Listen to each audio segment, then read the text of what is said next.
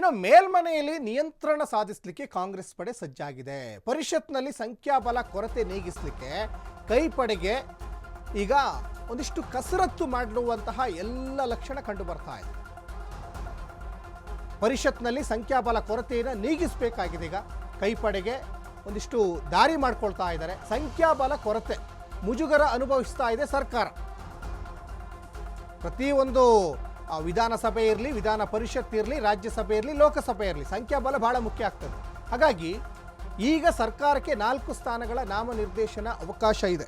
4 ಸ್ಥಾನಗಳ ನಾಮನಿರ್ದೇಶನ ಅವಕಾಶ ಬಹಳ ಮುಖ್ಯವಾಗಿ ಪ್ರಕಾಶ್ ರಾಥೋಡ್, ವೆಂಕಟೇಶ್ ಅಧಿಕಾರಾವಧಿ ಮುಕ್ತಾಯ ಆಗ್ತಾ ಇದೆ. MLC ಸ್ಥಾನಕ್ಕೆ ರಾಜೀನಾಮೆ ನೀಡಿ ಬೈ ಎಲೆಕ್ಷನ್ನಲ್ಲಿ ಗೆದ್ದಂತಹ CP ಯೋಗೇಶ್ವರ್, ಈ CP ಯೋಗೇಶ್ವರ್ ಜನವರಿ ವೇಳೆಗೆ JDSನ ತಿಪ್ಪೇಸ್ವಾಮಿ ಅಧಿಕಾರವೂ ಕೂಡ ಮುಕ್ತಾಯ ಆಗ್ತಾ ಇದೆ. JDSನ ತಿಪ್ಪೇಸ್ವಾಮಿ ಅವರ ಅಧಿಕಾರ ಮುಕ್ತಾಯ ಆಗ್ತಾ ಇದೆ. ಹೀಗಾಗಿ CM ಹೆಗಲಿಗೆ 4 ಸ್ಥಾನಗಳಿಗೆ ನಾಮನಿರ್ದೇಶನದ ಅಧಿಕಾರ ಕೊಟ್ಟಿದೆ ಹೈಕಮಾಂಡ್. ಎಲ್ಲವೂ ಕೂಲಂಕುಷವಾಗಿ ಸ್ಟಡಿ ಮಾಡಿ ಚಿಂತನೆಯನ್ನು ನಡೆಸಿ ಹೈಕಮಾಂಡ್ಗೆ ಈ ಜವಾಬ್ದಾರಿಯನ್ನು ಕೊಟ್ಟಿದೆ. ಹಾಗಾಗಿ ಇಲ್ಲೂ ಕೂಡ ನಾವು ಏನಾದರೂ ತಮ್ಮ ಪ್ರಾಬಲ್ಯವನ್ನು ತೋರಿಸೋಣ. ಆಲ್ರೆಡಿ ವಿಧಾನಸಭೆ ಚುನಾವಣೆಯಲ್ಲಿ ತೋರಿಸಾಯಿತು, ಮನೇಲೂ ಉಪಚುನಾವಣೆ ಏನಾಯ್ತಲ್ಲ, 3 ಕ್ಷೇತ್ರಕ್ಕೆ ನಡೆದಂಥ ಉಪಚುನಾವಣೆ, ಅಲ್ಲೂ ಕೂಡ ತಮ್ಮ ಪ್ರಾಬಲ್ಯವನ್ನು ತೋರಿಸಿ ಆಯಿತು. ಈಗ ಬಹಳ ಮುಖ್ಯವಾಗಿ ಮೇಲ್ಮನವಿ, ಇನ್ನು ಪರಿಷತ್ನಲ್ಲಿ 36 ಜನರ ಸಂಖ್ಯಾಬಲ ಹೊಂದಿದೆ BJP ಮತ್ತು JDS. 36 ಜನರ ಸಂಖ್ಯಾಬಲ BJP ಮತ್ತು JDS.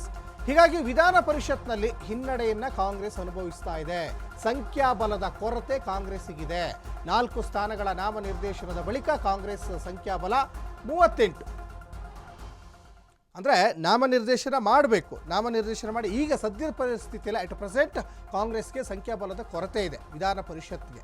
ಹಾಗಾಗಿ ಅದನ್ನು ಹೇಗೆ ನಾವು ಕ್ರೋಢೀಕರಿಸಬೇಕು, ಅದನ್ನು ಯಾವ ರೀತಿ ನಾವು ಮ್ಯಾನೇಜ್ ಮಾಡಬೇಕು, ಅದನ್ನು ಹೇಗೆ ನಾವು ಆ ಕೊರತೆಯನ್ನು ನೀಗಿಸಬೇಕು, ಇದ್ರ ಬಗ್ಗೆ ಎಲ್ಲ ರೀತಿಯಾದಂತಹ ಚಿಂತನೆಯನ್ನು ಸಿದ್ದರಾಮಯ್ಯ ಮತ್ತು ಅವರ ಟೀಮ್ ಈಗ ಚಿಂತನೆಯನ್ನು ನಡೆಸ್ತಾ ಇದೆ ಅನ್ನೋದು ಇಲ್ಲಿ ಗೊತ್ತಾಗ್ತಾ ಇದೆ. ಬಹಳ ಮುಖ್ಯವಾಗಿ ಈಗಾಗಲೇ ಪ್ರಕಾಶ್ ರಾಥೋಡ್, ವೆಂಕಟೇಶ್ ಅಧಿಕಾರಾವಧಿ ಮುಕ್ತಾಯ, ಮತ್ತೊಂದು ಕಡೆ MLC ಸ್ಥಾನಕ್ಕೆ ರಾಜೀನಾಮೆಯನ್ನು ನೀಡಿ ಈಗಾಗಲೇ ಬೈ ಎಲೆಕ್ಷನ್ನಲ್ಲಿ CP ಯೋಗೇಶ್ವರ್ ಕೂಡ ಗೆದ್ದಿದ್ದಾರಲ್ಲ. CP ಯೋಗೇಶ್ವರ್ಗೆ ಯಾವ ಸ್ಥಾನ, ಹಾಗಾದರೆ ಮಂತ್ರಿ ಸ್ಥಾನನ ಅಥವಾ MLC ಆಗ್ತಾರೆ ಕಾಂಗ್ರೆಸ್ನಲ್ಲಿ ಅಗೇನ್ ಅನ್ನುವಂತಹ ಒಂದಿಷ್ಟು, ಯಾಕಂದರೆ ಅವರು BJPಯಲ್ಲಿ MLCನೇ ಆಗಿದ್ದವರು ಲಾಸ್ಟ್ ರಾಜೀನಾಮೆ ಕೊಡೋದಕ್ಕಿಂತ ಮುಂಚೆ. ಈಗ ಕಾಂಗ್ರೆಸ್ನಲ್ಲಿ ಅಗೇನ್ MLC ಆಗ್ತಾರಾ, ಅವ್ರಿಗೆ ಕೊಡ್ತಾರಾ ಅನ್ನುವಂತಹ ಒಂದಿಷ್ಟು ಚಿಂತನೆ ಕೂಡ ಈ ಕಾಂಗ್ರೆಸ್ ಪಾಳ್ಯದಲ್ಲಿ ನಡೀತಾ ಇದೆ.